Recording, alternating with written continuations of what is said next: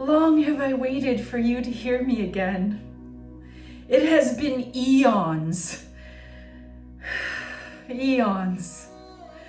It has been many years since we could speak openly of these things. Why? Because we've been in this experiment, this setting on fire hunger, this experiment that some would call the patriarchal, dominating, consumptive, consumerist age. But I will tell you, my love, it has been a game we've been playing. It has been an experiment. And now we are beginning to complete it. And can you feel that in your bones? The beginning of the completion. Yes, of course, there has to be a grand finale, as in any fireworks show. And so you're seeing the grand finale. And have you experienced a grand finale in a fireworks show where bam, bam, bam, bam, bam, bam, bam, it goes for so long that you think, will it ever end? It might even have a pause, a dramatic pause. And you feel into that pause, the quiet, and yet it's not over. Bam, bam, bam. Yes, my love, we are in the midst of such drama. Your personality might be terrified, might be very stressed, and your soul at the same time, if you can feel it, is thrilled.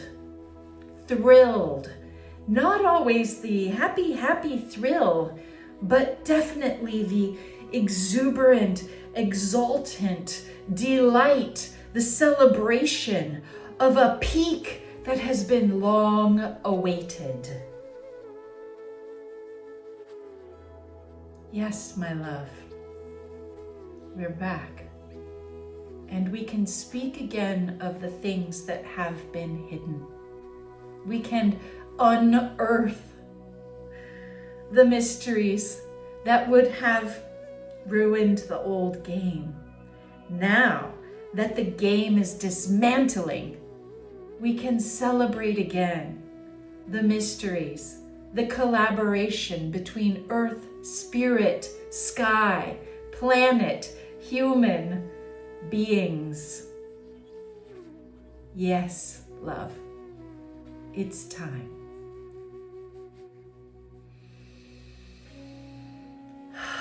You say, these are crazy times, Ma. How do I walk through these crazy times? How do I follow this profound calling of my own Ma self, of my own deep feminine awakening, of my own creative expansion? How do I follow this enlivening waking up while walking in this mud, this muck, this difficult, heavy, dense, arguing, violent, confusing time? My love, that's why I'm here for you now in this way and in many other ways. Because even as it seems, the old constructs of the old game are dismantling and being purposefully demolished out of the hunger of the game. Even while things are falling apart, you are being called to your next chapter path. You are changing inside, and you can feel it. You, my love, are one who has chosen to be awake and aware of the larger mystery and the soul reality of what's happening while you stay awake and responsible in this human life you've created. both, not just spiritual bypassy, escapism, and not just business as usual and making it happen. No, love, you have chosen to open your own channel, your own flow. Whether you choose to channel words like this from Spirit, or whether you choose to channel your good works in the world in any multitude of waves. Yes, you are a conduit and a beautiful personality devoted to the highest good, and a collaborator, not just with the other humans, but a collaborator with the calling, the Spirit, that sense of connection, the great one love field that we don't have good words for, and that religion has tried to organize for minds to understand to varying degrees of effectiveness.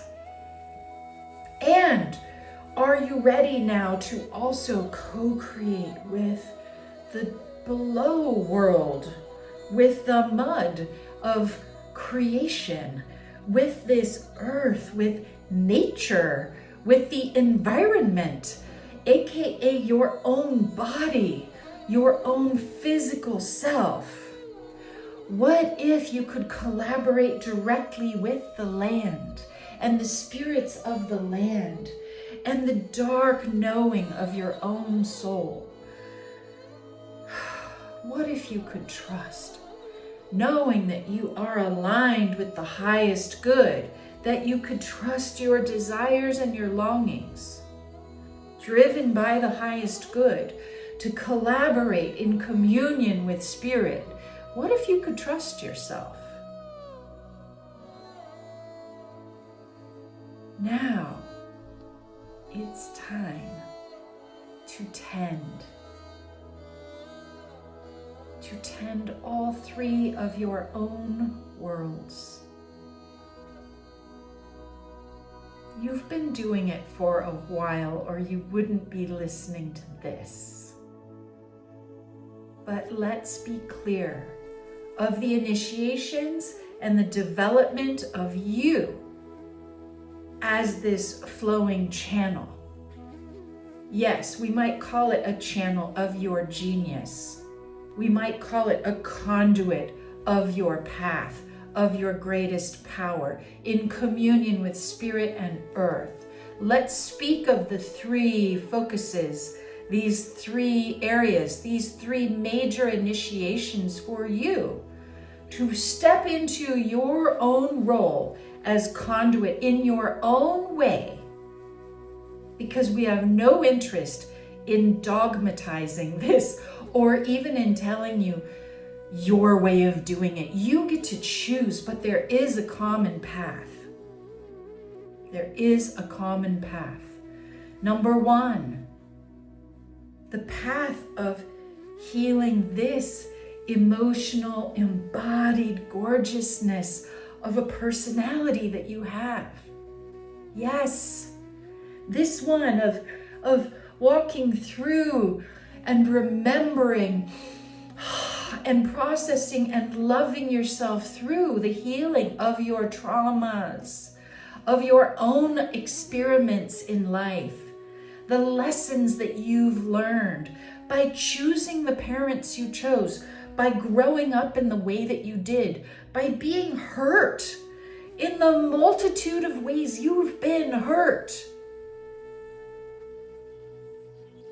This is the path of personal development. Yes, yes, tending the tender places, cultivating emotional intelligence. Yes, yes, cuddling your own inner child that might still feel wounded from things. Yes, yes. And you might consider, oh, well, when I'm done with my personal development, I will be so confident in all things. I will know everything. I will feel confident. No, That's not the sign. The sign that you have done that work, the sign that you've done that work is more like a humble compassion towards self and others. A peace, even when times are hard, because you are parenting yourself. A curiosity and a profound empathy and compassion for others. It looks like you don't get triggered much anymore by various people's shenanigans because you know all those parts in yourself. And yes, this is a lifetime journey, and no, you don't have to have this perfect. And yes, it is the most magnificent path of being human. And yes, you can have support in that.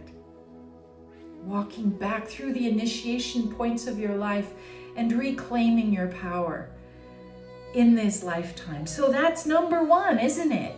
And without doing that, without learning how to be grounded and self-responsible and self-loving, well, you don't feel trust in yourself, and other people might not trust you as much either, because that's the part of the growing up.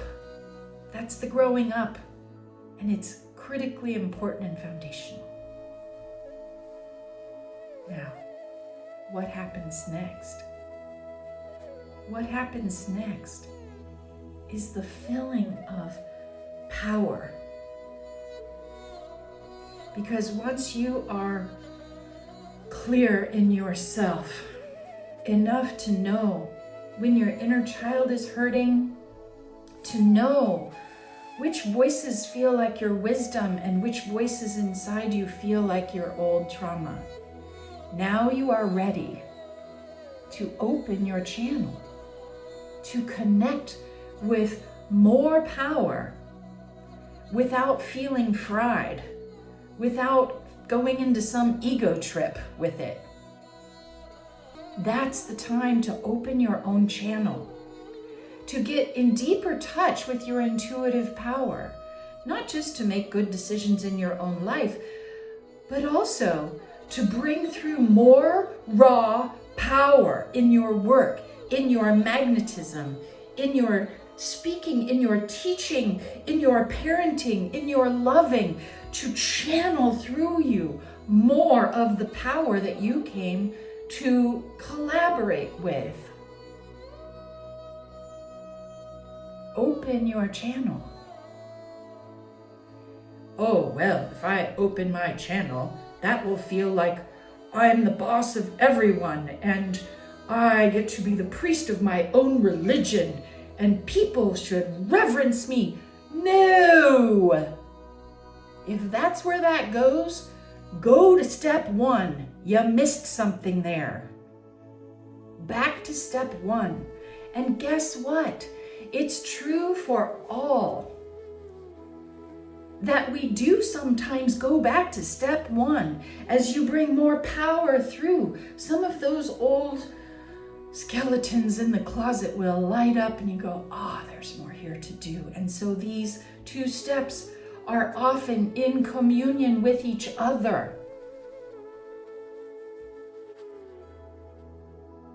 What happens though when you've kind of got your stuff somewhat handled in personal development and you are aware of your little one and your wise one and you can tell the difference, and then you open your channel and you begin doing work that welcomes spirit and earth to move through you, and now what is the third step? The third step is to step into your path of genius. You're ready. You're ready. Now, do you have to be perfect with step number one? Fully realized human being? Do you have to be perfect with step two? Wide open channel who can channel at 10% or 40% or 60% or 90% at the drop of a hat? Do you have to have it all figured out before you start looking at Step 3, no. No. But is it helpful to have a handle on these two before you start looking for how to impact the world? Yes. Yes, it is.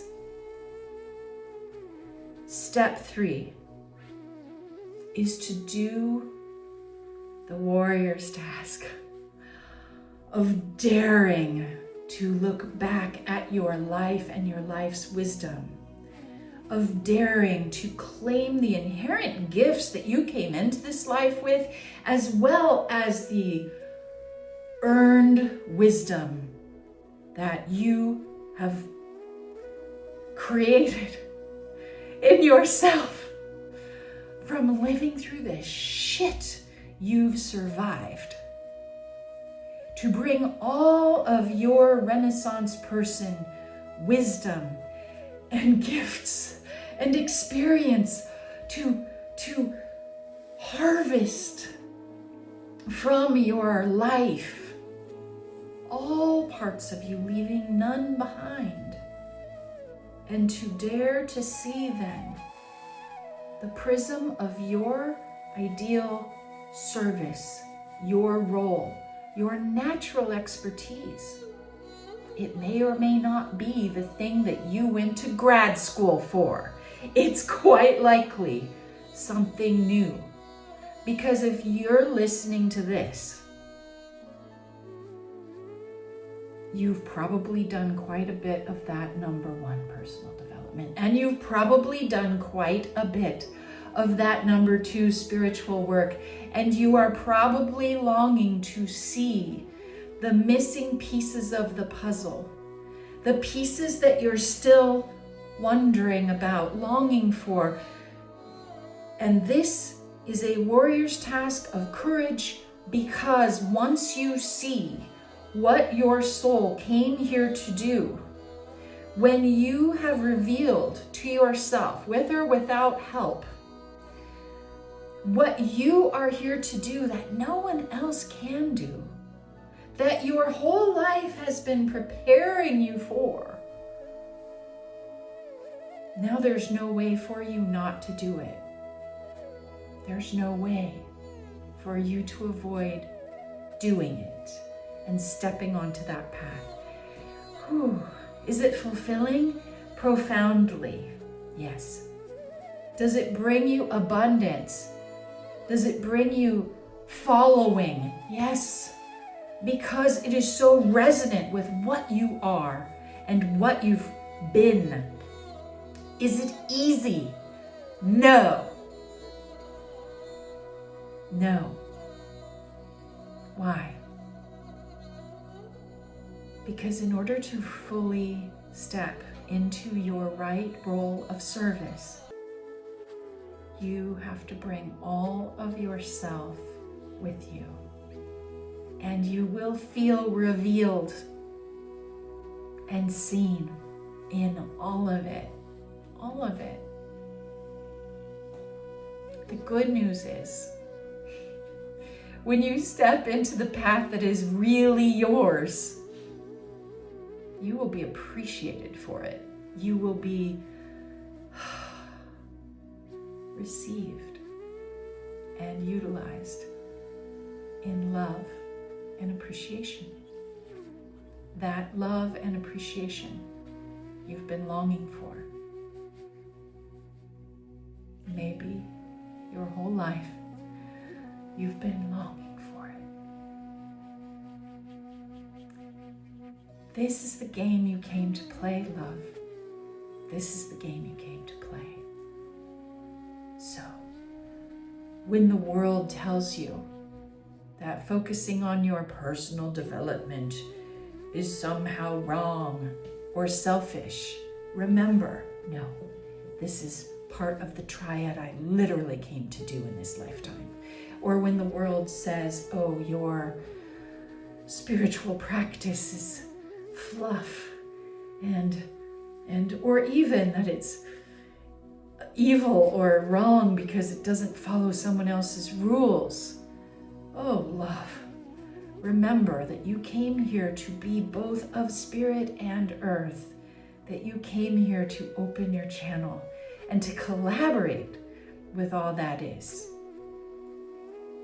And when someone tells you that you should be sitting in a box or put in a box, or you should serve in some way that everyone has decided that you should serve because it's convenient for them, or because you've always done that in the past, or because it's what your education did, or because it's what is expected of you because of how you look, or what gender you are, or what line of blood you come from, any of these things, remember, everything you've lived for, everything you've lived through, everything you've lived by has made you an intrinsic, valuable expert in all the things that your soul has been studying in this lifetime, through this lifetime.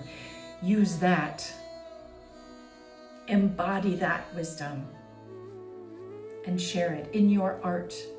Share it in your speaking. Share it in your parenting. Share it in your creation, in your critique of the old systems. Share it in your communications. Share it. Share it. Because a channel is not a channel unless the energy moves through and out into the world.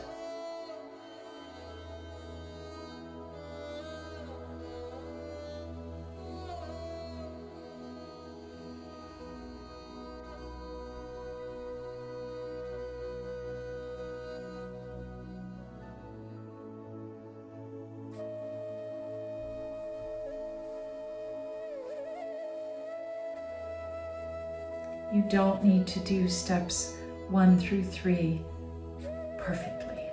And you don't need to always be in linear order. If you are honest with yourself right now, you will acknowledge that you have been in a dance with these 3 steps your whole life. You're not alone. You're not wrong. You are welcome. And these 3 steps, when you are with them consciously, will get you through any times, any difficulties, any challenges, any struggles. Stay with yourself. Stay with your path. Continue to do what your soul came here to do, and know that you are loved and appreciated.